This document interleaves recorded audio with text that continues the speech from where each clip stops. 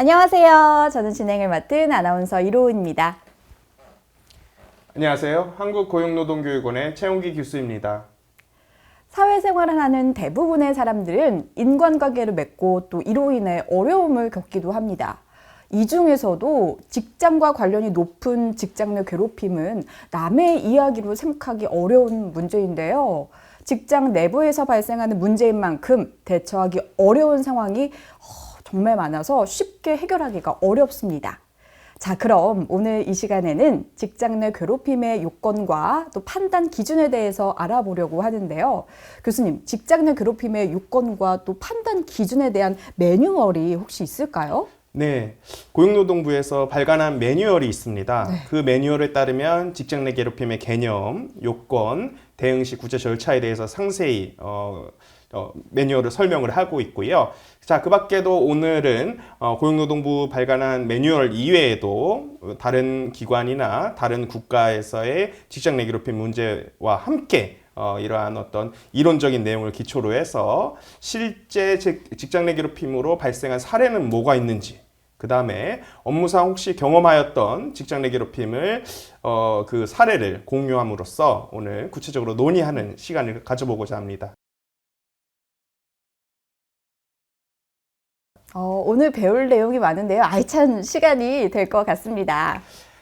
2019년부터 이제 직장 내 괴롭힘과 관련된 법이 시행이 됐죠. 그리고 직장 내 괴롭힘과 관련된 법적인 정의도 법에 도입이 됐습니다.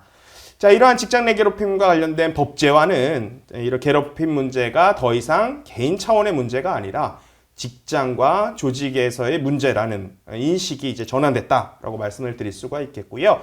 동시에 이러한 노동인권을 침해하는 행위에 대해서 사업주에게 일정한 조치 의무를 부과하고 있다는 점에서는 그 의의가 있다고 보실 수가 있겠습니다.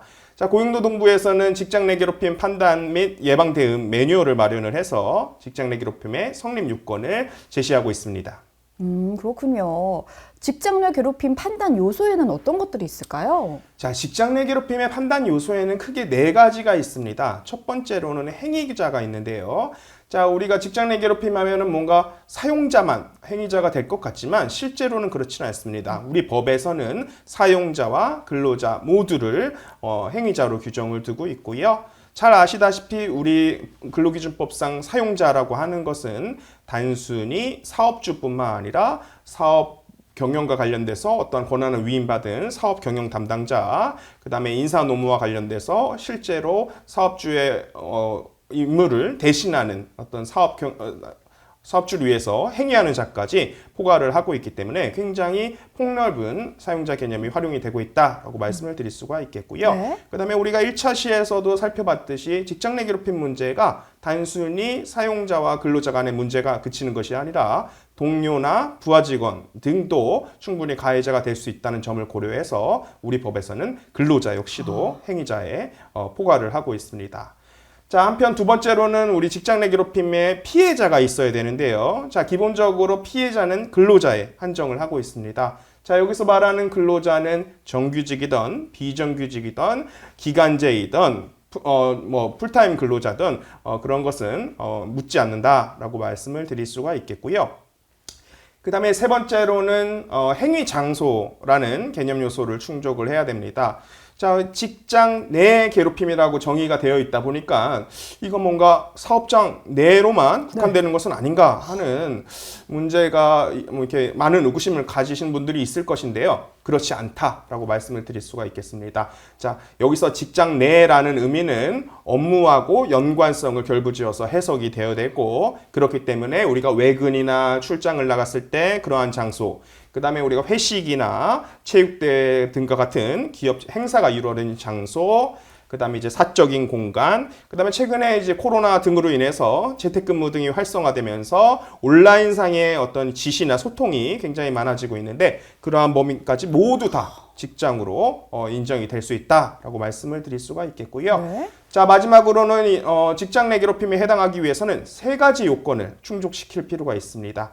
세 가지 요건은 첫 번째부터 말씀을 드리면 직장에서의 일단 우위성이 문제가 인정이 되어야 된다라고 말씀을 드릴 수가 있겠습니다. 자, 여기서 말하는 우위성이라는 것은 지위나 관계상의 우위성을 의미하는데요. 지위라고 하는 것은 회사 내 직급이나 직책과 같은 이런 요소로 검토를 해볼 수가 있겠고, 관계상의 우위라는 것은 우리가 직장 생활을 하다 보면은 개인과 집단을 이루어서 괴롭힘 문제가 발생하기도 하고, 또는 학연, 지연, 그다음에 뭐 전문 자격증의 취득 여부 등이 문제가 되기도 합니다. 그래서 그러한 정황적인 모두 요소를 종합적으로 고려하기 위해서 관계의 우위성이라는 표현을 사용하고 있다라고 네. 말씀을 드릴 수가 있겠고요. 자, 그 다음에 직장 내 괴롭힘이 인정되기 위해서는 두 번째로는 업무상 적정 범위를 넘는 행위일 것이 요구가 됩니다. 자, 우리 아시다시피 사용자는 기본적으로 근로계약을 체결하면서 근로자에게 근로상의 지시나 명령을 통해서 그런 업무를 수행을 하는데요. 다만 그것이 사회통념상 적정한 범위를 넘어섰을 때에는 괴롭힘에 해당할 수 있다라는 점을 선언한 것이라 보실 수가 있겠습니다. 그렇기 때문에 업무상 필요한 범위 내에서는 사용자가 지시나 질책, 훈계를 하더라도 직장 내 괴롭힘 문제는 발생하지는 않지만 그렇지 않고 그것을 벗어나거나 아니면 사회통념상으로 적정하지 않은 행위, 예를 들어서 업무나 지시나 질책을 하면서 무언가를 던진다든지 찢는다든지 아니면은 다른 근로자들이 많이 있는 상태에서 모욕감을 준다든지 이런 것은 직장 내 괴롭힘에 해당할 수 있다는 점을 분명하게 명시한 것이다라고 말씀을 드릴 수가 있겠고요. 그 다음에 직장 내 괴롭힘에 해당되기 위해서는 세 번째로 신체 정신적인 고통 또는 근무 환경이 악화될 것을 요구를 합니다. 단순히 근로자가 뭔가 불쾌한 감정을 느꼈다라고 해서 직장 내 괴롭힘이 모두 다 인정되는 것은 아니고요. 일반 평균인의 입장에서 그 느껴질 수 있는 신체적 혹은 정신적 고통이 있어야지 직장 내 괴롭힘에 해당이 될 수 있다라고 말씀을 드릴 수가 있겠고요. 그리고 그것이 근무를 수행하는 환경에 영향을 미쳐야 된다라는 점을 말씀드릴 수가 있겠습니다. 듣고 보니까 굉장히 세부적으로도 판단 요건이 있는 것 같아요. 그렇다면 직장 내 괴롭힘을 판단하는 데 있어서 방금 말씀하신 세 가지의 행위 요건을 모두 충족을 시켜야 하나요? 네, 그렇습니다. 우리 법에서는 직장 내 괴롭힘을 정의하면서 이와 같이 세 가지의 요건을 명시를 하였습니다. 그렇기 때문에 기본적으로는 그러한 세 가지 요건을 충족해야 되는 동시에 여러 가지 정황적인 요소도 함께 고려가 돼야 됩니다. 예를 들어서 당사자 간의 관계가 평소에 어땠는지, 그 다음에 행위가 이루어진 장소가 어딘지, 어떠한 상황이었는지, 그 다음에 괴롭힘 행위에 대해서 피해자가 혹시 어떻게 반응을 했는지, 그 다음에 그러한 행위가 과연 구체적으로 어떠한 행위이고 그 정도는 어땠는지, 그 다음에 직장 내 괴롭힘 행위가 단순히 일회적이었는지 아니면은 일정 기간 동안 지속적이고 반복적으로 행해졌는지 등을 종합적으로 검토를 해야 된다라고 말씀을 드릴 수가 있겠습니다. 그렇기 때문에 실무적으로는 직장 내 괴롭힘 판단이 굉장히 쉽지 않은 경우가 많이 있습니다. 예. 자, 그리고 아까 말씀드렸다시피 직장 내 괴롭힘이 발생하기 위해서는 일정한 결과가 있어야 되는데, 그러한 결과가 단순히 혼자만의 불쾌한 감정에 그쳐서는 안 되고 같은 처지에 있는 일반 평균인의 입장에서 뭔가 문제가 될 만한 행위여야 된다라고 말씀을 드릴 수가 있겠습니다. 그래서 최근에는 피해 근로자들이 이러한 정신적인 어려움에 대해서 병원을 찾아서 소견서나 진단서를 받고 그것이 직장 내 괴롭힘을 인정받는데 또 중요한 근거로 활용되는 등 이렇게 현상이 나타나고 있다라고 말씀을 드릴 수가 있겠습니다. 교수님 말씀을 듣고 보니까 굉장히 다양한 분야를 보고 종합적인 판단을 진행을 하는 것 같아요. 그렇다면 직장 내 괴롭힘으로 인정된 사례가 혹시 있을까요? 이미 직장 내 괴롭힘과 관련해서는 다양한 많은 사례가 있는데요. 그 중에서 대표적인 좀 사례를 한번 말씀드려보고자 합니다. 자, 이 사례는 기본적으로 육아휴직과 관련돼서 문제되었던 사례인데요. 자, 아시다시피 우리 육아휴직을 쓰면은 복귀했을 때 동일한 또는 유사한 업무에 복귀하도록 법에서 규율을 하고 있습니다. 근데 이 사례 같은 경우는 육아휴직을 하고 복귀한 근로자에게 종전의 업무가 아닌 다른 업무를 좀 부여를 하고 그리고 그 직원을 퇴출하기 위해서 조직 내에서의 따돌림이 있었습니다. 그래서 기본적으로는 피해자뿐만 아니라 다른 직원들은 그 피해 근로자를 내쫓기 위해서 따돌림을 지시받은 그런 정황도 인정이 되었습니다. 자, 그 밖에도 그 근로자가 책상에 앉아서 이제 업무를 수행하려고 했는데, 그러한 책상을 치워버린다든지, 아니면은, 나는 더 이상 당신을 직원으로 생각하지 않는다. 라는 발언을 한다든지 등의 행위가 있었고, 이로 인해서 피해 근로자는 정신적인 어려움, 즉 우울증을 겪다가 결국 퇴사를 했고, 아무튼 직장 내 괴롭힘의 문제가 인정이 됐다라고 말씀을 드릴 수가 있겠습니다. 교수님 말씀을 들으면서 정말 화가 나요. 특히나 육아휴직은 법으로 규정이 된 정말 당연한 권리인데 퇴출을 시키기 위해서 따돌림을 지시를 했다니 저도 아기 엄마거든요. 정말 말도 안 되네요. 그렇죠. 네. 사실 이 사례 같은 경우는 굉장히 누가 들어도 네. 문제가 될 만한 사례라고 보실 수가 있겠는데요. 네. 자, 아까 말씀드린 직장 내 괴롭힘이 인정되기 위한 세 가지 요건을 네. 요 사례에 비추어서 대입을 해보면 네. 다음과 같이 설명이 될 수 있을 것 같습니다. 자, 첫 번째로 아까 우위성이 인정이 돼야 된다라고 말씀을 드렸는데 기본적으로 따돌림을 지시하고 그다음 피해 근로자에 대해서 일련의 좀 부적절한 언동을 한 것은 기본적으로 회사의 임원이라는 분이 주도하였기 때문에 그 지위로부터 우위성이 인정된다라고 말씀을 드릴 수가 있겠고요.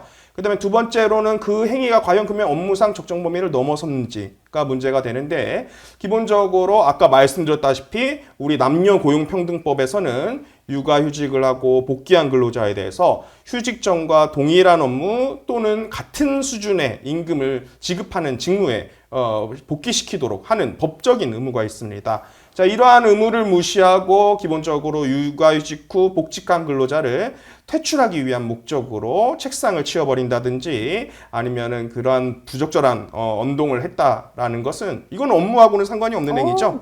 네. 그렇기 때문에 이것은 사회 통념상 봤을 때도 적절하지 않은 행위다라고 말씀을 드릴 수가 있겠고요. 그 다음에 세 번째로는 직장 내 괴롭힘 행위가 단순히 불쾌한 감정에 그칠 것이 아니라 신체, 정신적으로 고통을 주거나 근무 환경을 악화시켰는지를 검토를 해봐야 되는데 아까 우리 사실관계를 말씀드렸다시피 피해 근로자는 심각한 우울증을 앓았고 결국 퇴사했다는 사정 그 충분히 직장 내 괴롭힘의 결과가 입증되었다라고 말씀을 드릴 수가 있겠습니다. 그래서 이 사안 같은 경우는 이러한 세 가지 요건을 충분히 충족함으로써 직장 내 괴롭힘에 해당이 될 뿐만 아니라 우리 남녀고용평등법에서 정하고 있는 법적인 의무를 위반한 것이기 때문에 그에 따라 처벌이 가능하다라고 말씀을 드릴 수가 있겠습니다. 정말 여러 가지 사례가 있겠지만 특히나 이 육아휴직에 대한 사례는 너무나도 화가 납니다. 그러면서도 이게 정말 실제로 직장에서 일어난 일이라고 어이가 없어요. 그렇죠. 네. 아시다시피 이런 문제가 오늘날에도 발생할까? 어떻게 오늘날에 이런 일이? 의문이 드실 수도 있겠지만 실제 사례를 보면은 굉장히 그런 사례가 비일비재하다. 아직도 많이 남아있다라고 말씀을 드릴 수가 있겠고요. 자, 두 번째 사례도 한 가지 더 말씀을 드려볼게요. 예를 들어서 상사가 부하 직원에게 회식 과정에서 뭔가 말을 잘 듣지 않는다는 이유로 소주병을 거꾸로 들고 이렇게 피해자를 가격하려는 위협을 가한 사례가 있었고요. 그 다음에 고객들 앞에서도 그 근로자의 목을 이렇게 조금 짓누른다든지 아니면은 동료들과 같이 모인 장소에서 뭔가 모욕적인 발언, 인격을 무시하는 발언을 한 사례가 있었습니다. 그 다음에 아까 말씀드렸다시피 그 행위가 지속적인지 반복적인지를 봐야 되는데 기본적으로 뭐 차렷 행위를 계속 요구한다든지 등이 문제된 사례가 있었는데요. 듣다시피 바로 직장 내 괴롭힘에 해당될 수 있다고 보여지죠? 아니 교수님 이 사례는 직장 내 괴롭힘에서 마무리가 되는 게 아니라 폭행 범죄 아닌가요? 아니 소주병도 있고 그거는 정말 말이 안 되는 것 같은데 이건요? 네. 아시다시피 직장 내 괴롭힘 문제가 사실 회식 과정이나 이런 네. 데서 굉장히 비일비재하게 발생을 합니다. 네. 네, 근데 이 사건 같은 경우는 들으신 바와 같이 단순히 직장 내 괴롭힘 문제에 그칠 것이 아니라 이건 형사적으로도 처벌이 가능될 수 범죄. 있다라고 보여지는데요. 네. 그것을 제가 좀 요건에 비추어서 검토를 한번 해보도록 하겠습니다. 네. 자, 이 사건 첫 번째로 우의성이 인정이 되는지를 검토를 해봐야 되는데, 자, 직장 상사가 그러한 행위를 했기 때문에 충분히 우의성이 인정된다라고 말씀을 드릴 수가 있겠고요. 그다음에 두 번째로 업무상 적정 범위를 넘어섰는지를 검토를 해봐야 되는데, 우리 업무하시면서 이런 소주병을 이렇게 가격하려든지 아니면은 뭐 네. 이렇게 목을 짓누르는 행위가 있어야 되나요? 어우. 전혀 생각할 수가 네, 없죠. 너무 생각도 못 하겠어요. 네. 그래서 기본적으로 이런 회식 과정에서 소주병으로 위협을 한다든지 목을 짓누른다는 행위를 하는 것은 이거는 당연히 네. 사회통념상 적당하지 않은 행위일 뿐만 아니라 그다음에 다른 근로자들이 모두가 모여 있는 공간에서 공개적으로 모욕적인 발언을 한다라는 것은 이것은 인격권을 침해할 수 있는 네. 다분한 행위다라고 말씀을 드릴 수가 있겠고요. 그다음에 세 번째로는 직장 내 괴롭힘으로 인해서 일정한 신체 정신적 고통이나 근무 환경을 악화시켰는지를 검토를 해봐야 되는데 당연히 일련의 폭행 및 모욕적인 언동으로 인해서 정신적으로는 굉장히 고통이 있었을 뿐만 아니라 그 부분에 대해서는 피해자가 굉장히 어려움을 호소한 점을 고려를 해보면 종합적으로 봤을 때는 직장 내 괴롭힘에 해당이 된다라고 말씀을 드릴 수가 있겠고요. 그다음에 우리 앞선 차시에서 근로기준법상에는 분명히 폭행 금지를 명시적으로 규율하고 있다는 점, 그래서 폭행금지 위반에 따른 형사 규정이 적용될 수 있을 뿐만 아니라 그다음에 형법상의 폭행죄나 모욕죄로도 처벌이 가능하다라고 말씀을 드릴 수가 있겠습니다. 피해자분이 너무 힘드셨을 것 같아요. 네. 사례를 듣고 보니까. 교수님, 그렇다면 직장 내 괴롭힘으로 인정되지 않는 사례들도 있을 것 같아요. 앞에 말씀하셨던 행위 요건에 충족이 되지 않는 사례들도 있죠. 네, 아까 말씀드렸다시피 세 가지의 요건 중에 이 아마 두 번째 요건이 그 인정 불인정의 요소에 굉장히 큰 요소로 작용을 합니다. 즉 업무상 적정 범위를 넘어섰냐 넘어서지 않느냐가 굉장히 중요한 쟁점이라고 보실 수가 있겠는데요. 네. 그와 관련돼서 불인정한 사례도 말씀드리겠습니다. 예를 들어서 의료회사에서의 이 팀장께서 신상품의 발표회를 두고 팀원에게 계속적으로 디자인과 관련된 어떤 지시를 했는데 해당 직원 담당자는 그러한 것에 대해서 보고를 계속적으로 했던 것이죠. 근데 이제 팀장께서는 이것이 신제품의 컨셉과 잘 맞지 않는다라는 이유로 해서 계속적으로 그것을 수정, 보완 요구하고 반려했던 사실관계가 있었는데요.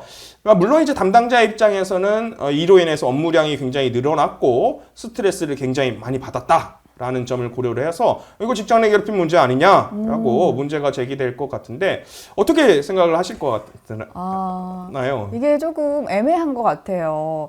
그런데 뭐 피해자 입장에서 생각을 해보면 물론 나는 좀 지장을 받았다 생각할 수 있겠지만 이 직속 관리자라는 지위의 우위를 이용을 하기는 했어요. 하지만 신제품의 디자인 향상을 위해서 부서원에 대해 업무 독려 및 또 평가, 지시 등을 수차례 실시하는 정도의 행위는 업무상 사실 뭐 필요성이 있으며 그 양태가 사실 사회 통념상 상당하지 않다고도 보기 좀 어려운 상황이잖아요. 물론 해당 근로자는 업무상 스트레스를 받고 너무 힘들었다고는 하지만 괴롭히려는 의도는 아니기 때문에 이는 직장 내 괴롭힘에 해당하지 않는 거라고 볼 수 있는 거죠. 네, 맞습니다. 굉장히 예리하신데요.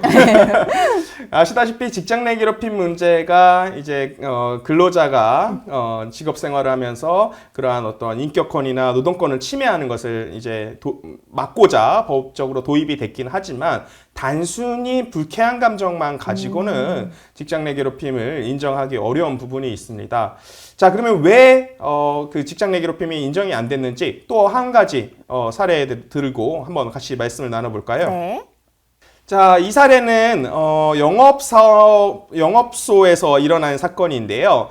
입사 10년 차의 어떤 매니저께서 입사 동기 중에 유일하게 좀 승진을 하지 못했고 자, 이번에는 분명히 승진을 해야 되겠다. 이번에 해야겠다. 네, 그래서 A등급을 꼭 맞아야 되겠다. 맞아야겠다. 네, 라고 했는데 네. 그 해당 상급자인 본부장께서는 좀 여러 가지 정황을 고려해봤을 때 B등급으로 통보를 했던 사건입니다. 근데 이제 그 영업소 매니저 입장에서는 이것은 분명히 나한테 직장 내 괴롭힘을 의도해서 아니면 고의적으로 승진을 막기 위해서 이렇게 이러한 행위를 한 것은 아닌가 하는 문제를 제기했는데 어떠세요? 이러한 것이 직장 내 괴롭힘에 해당이 될까요? 교수님 이번에도 제가 한번 맞춰볼게요. 실적이 혹시 어떠셨을까요? 해당 사실관계에서는 네. 실적이 좀 부진했던 것으로. 아하. 네. 근무 평정 권한이 있는 본부장으로서의 지위와 우위를 이용을 하였지만 방금 말씀하신 것처럼 실적이 살짝 좀 부진하다고 하셨잖아요. 그래서 김 씨가 근무한 영업소장과 또 매니저도 B등급을 받았으니 업무상 범위를 넘었다고는 볼 수 없을 것 같아요. 근무 평정 결과로 인해서 승진 대상에서는 안타깝게 좀 누락이 돼서 물론 마음이 괴롭겠죠. 정신적으로 괴롭긴 하겠지만 종합적으로 냉철하게 판단을 했을 때 직장 내 괴롭힘에 해당하다고는 볼 수 없을 것 같습니다. 네, 정확히 맞추셨습니다. 그런가요? 이렇게 교수님이 자꾸 칭찬해 주시니까 제가 좀 더 공부를 해야겠다라는 생각이 드는데요.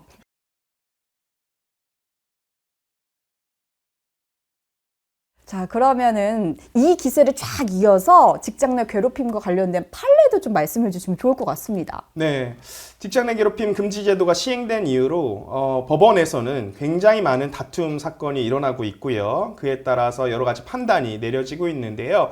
그 중에서 몇 가지를 시켜드리고자 합니다. 자, 첫 번째 사례는 직장 상사가 모욕적인 언동을 했던 사건입니다. 자, 아까 말씀드렸다시피 직장 내 괴롭힘, 회식 과정이 많이 발생한다라고 말씀을 드렸는데요. 이 사건도 그렇습니다. 직장 상사가 식사를 하던 중에 직원들한테 고기를 집어 던지고 그다음에 영업 실적에 대한 압박, 모욕적인 발언을 한다든지 아니면 반천이나 가져오라고 약간 모욕적인 폭언 욕설을 언동을 했던 사건입니다. 자, 들으신 바와 같이 바로 이제 직장 내 괴롭힘에 해당할 소지가 높다라고 네. 생각이 되시죠? 네. 예, 법원도 역시 이 사건 상급자가 직장에서의 우위를 이용해서 업무상 필요한 법의가 아님에도 불구하고 그러한 모욕적인 방법 그리고 다른 근로자에게 이러한 정신적인 고통을 준 행위는 직장 내 괴롭힘에 해당할 뿐만 아니라 이것은 불법적인 행위다라고 판단을 했고요. 그 다음에 그러한 행위를 한 직장 상사는 민법상의 손해배상 책임을 부담을 한다. 그래서 위자료를 부담을 하도록 판단이 내려진 바 있습니다. 그렇군요. 상사의 모욕적인 언동, 직장 내 괴롭힘의 대표적인 사례인 것 같은데요. 그렇다면 다음 직장 내 괴롭힘 관련 사례 궁금합니다. 네, 다음 사례는 사실 지난 2021년에 굉장히 문제가 됐던 하급심 판결입니다. 이 사건에서는 직장 내 괴롭힘을 당했던 피해 근로자가 그것을 사업주에게 신고를 했음에도 불구하고 사업주는 그 피해 근로자를 오히려 해고 조치를 한다든지 여러 가지 좀 불리한 처우를 해서 문제가 됐던 사건인데요. 이 사건의 사실관계를 잠깐 말씀을 드리면 다음과 같습니다. 일단 기본적으로 피고인은 청주에 있는 구내식당을 하고 있는 대표이사인데요. 이 피고인은 어느 날 갑자기 외부로부터 등기 한 통을 받게 됩니다. 자, 그 등기를 받아 보니까 직장 내 소속 근로자가 직장 내 괴롭힘을 당했다라는 것을 우편을 통해서 신고가 되었던 것인데요. 그 신고 서류를 확인해 보니까 2019년 7월 12일부터 2019년 7월 24일까지 신고식 명목으로 상급자가 그 피해 근로자에 대해서 회식비 지급을 강요한다든지 그 다음에 본인이 이제 중간 관리자로서 업무 지시나 편성 권한이 있는데 그것을 좀 오남용해서 업무 시간이나 수당을 좀 조절을 하게 했고 그 다음에 업무를 수행하는 과정에서는 폭언 욕설이 굉장히 자주 동반되었던 것 같습니다. 그래서 뭐 벼락을 맞으라고 한다든지 그다음에 뭐 차에 뭐 이렇게 좀 박살 난다든지 등의 굉장히 폭언 욕설이 동반이 되었고요. 네. 그다음에 해고를 빌미로 해서 뭐 통화 내역서를 강제적으로 뭐 제출하게 한다든지 그다음에 사직서를 강요한다든지 등의 행위가 있자 피해 근로자는 외부의 전문기관의 도움을 얻어서 그것을 신고한 사건이라 보실 수가 있겠고요. 네. 회사 차원에서는 이러한 신고가 접수되었기 때문에 우리 법에 있는 절차에 따라서 그것을 조치할 필요가 있습니다. 자, 그래서 기본적으로 회사에서는 인사위원회를 개최해서 그 해당 행위를 한 직장 상사에 대해서 징계를 내리고 그 피해 근로자에 대해서는 전보 명령을 내렸는데 이 사건에서는 피해 근로자가 자신이 전보 명령을 당한 것에 대해서 이것은 법에서 정하고 있는 불리한 처우다라고 주장했던 사건입니다. 피해 근로자에 대한 불리한 처우라 하셨는데 법원은 불리한 처우 판단 시 고려를 할 사항이 있나요? 뭐 아시다시피 우리 근로기준법에서는 직장 내 괴롭힘을 신고나 네. 이런 것을 이유로 해서 해고나 불리한 처우를 금지하고 있고 이것을 위반했을 때는 3년 이하의 징역, 3천만 원 이하의 벌금에 처해지도록 하고 있는데요. 네. 이 사건 법원에서는 이러한 불리한 처우인지 여부를 판단을 할 때 다음과 같은 세 가지의 요소를 강조를 했습니다. 객관적인 근무 환경이 어떻게 됐는지, 그 다음에 우리 직장 내 괴롭힘 금지법을 살펴보면은 피해 근로자의 의사를 듣거나 피해 근로자가 요청한 경우에 따라서 조치를 하거나 아니면 징계를 할 때 피해 근로자의 의견을 듣도록 하고 있습니다. 그렇기 때문에 피해 근로자의 주관적인 의사가 충분히 고려되는지를 검토해야 된다라고 강조를 했고 그 다음에 불리한 처우를 했을 때는 하나의 조치만 두고 평가하는 것이 아니라 직장 내 괴롭힘과 관련된 사전적인 조치, 조사 과정, 사후적인 조치 이러한 일련의 과정에서 그것이 과연 적당했는지를 검토해 볼 필요가 있다라는 점을 강조를 했습니다.